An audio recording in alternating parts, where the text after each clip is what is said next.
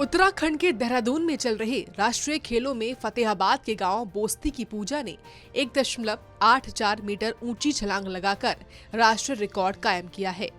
गांव की बेटी के रिकॉर्ड के साथ स्वर्ण पदक जीतने के बाद गांव में खुशी का माहौल है। पूजा के कोच बलवान सिंह ने इस सफलता का श्रेय पूजा की मेहनत और उसके लगन को दिया है। अकेडमी तो नहीं बोलूंगा मैं, अपने गांव पे मैंने गांव के नाम पे इसका नाम रखा हुआ है, पारता स्पोर्ट्स अकेडमी। ठीक है, तो यहाँ बच्चे आते हैं और वर्क करके अपना और साथ में बच्चे आते हैं और अपना वर्क करते हैं। सुबह शाम दोनों टाइम हमारी ट्रेनिंग चलती है, 4 घंटे सुबह 4 घंटे शाम को। और इस लड़की का जो अभी मेडल आया रिसेंटली, वो उत्तराखंड की राजधानी देहरादून, उसके अंदर नेशनल गेम हमारे हो रहे हैं, राष्ट्रीय खेल जिसको हम बोलते हैं। तो उस जो 28 जनवरी से स्टार्ट हुए थे और 14 जनवरी तक फरवरी तक चलेंगे, जिसमें इसका इवेंट 12 फरवरी को था। तो इसने अपना जो हाई जंप का इवेंट था, वो उसके अंदर 183 का जो पुराना रिकॉर्ड था उसको क्रॉस करके 184 का नया रिकॉर्ड हरियाणा के नाम किया है। तो पहले किसके नाम रिकॉर्ड था? और ये रिकॉर्ड एशियन मेडलिस्ट प्लेयर है हमारी इंडिया की, सपना बर्मन, जो वेस्ट बंगाल से, उनके नाम था। तो सरकार की तरफ से कुछ सुविधा वगैरह तो? सरकार की तरफ से सुविधा लोग देख रहे हैं, हमारे पास जो मैट है वो भी फटा हुआ है, और जो बाकी बेसिक ज़रूरत की जो चीज़ें होती है एक स्पोर्ट्स पर्सन के लिए, वो हमारे पास कुछ भी नहीं है। और बच्चे को, यानी कि अभी ये 18 साल की होगी, इसकी जॉब का सिक्योर होना, पहले नेशनल गेम्स में मेडल के बाद में प्लेयर्स को जो था, जो हमारी पॉलिसी थी उसके अंदर था कि एज ए कोच उसको ज्वाइन करवाते थे आउटस्टैंडिंग स्पोर्ट्स पर्सन को। लेकिन अब जो पॉलिसी है वो चेंज कर दी गई है, और उसको अभी प्लेयर का मतलब हमें तो इसका कोई फ्यूचर अभी जॉब के मामले में सिक्योर नहीं दिखाई दे रहा है। इस दौरान पूजा ने अपनी इस उपलब्धि को लेकर क्या बताया, वो भी सुनिए। मैंने हाई जंप इवेंट में वो गोल्ड मेडल लिया है, और अभी मैं उत्तराखंड में नेशनल गेम्स खेलने के लिए गई थी, जो 28 जनवरी से स्टार्ट हुए थे, और मेरा इवेंट 12 तारीख को था। तो उस दिन मैंने अपने नाम एक मीट रिकॉर्ड किया है 184 का जंप करके। पहले ये रिकॉर्ड किसके नाम था?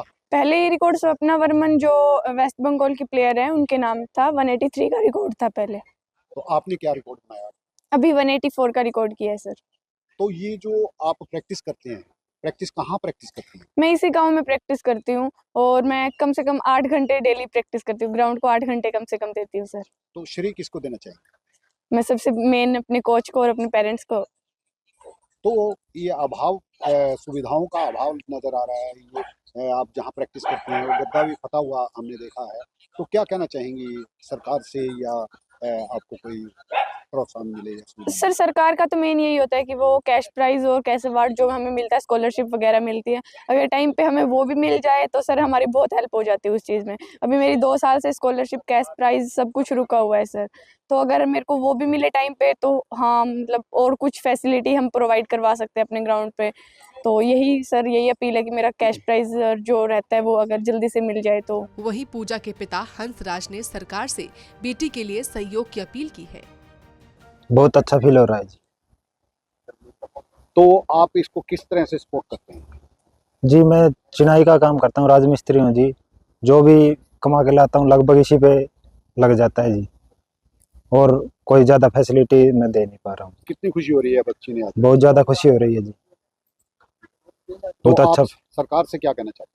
सरकार से यही कहना चाहता हूँ भाई, इसको सपोर्ट किया जाए। इसकी जो प्राइज मनी 2-2.5 साल से अटकी हुई है वो भी नहीं मिली अभी तक, वो इसको जल्द से जल्द दी जाए, और जो सुविधा मिलनी चाहिए खिलाड़ी को या एकेडमी को वो सब मिले।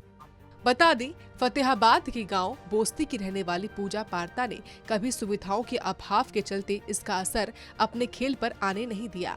वो इससे पहले भी कई मेडल जीत चुकी है, और अब राष्ट्रीय खेल प्रतियोगिता में गोल्ड मेडल जीतकर एक बार फिर से अपने परिवार का नाम रोशन किया है।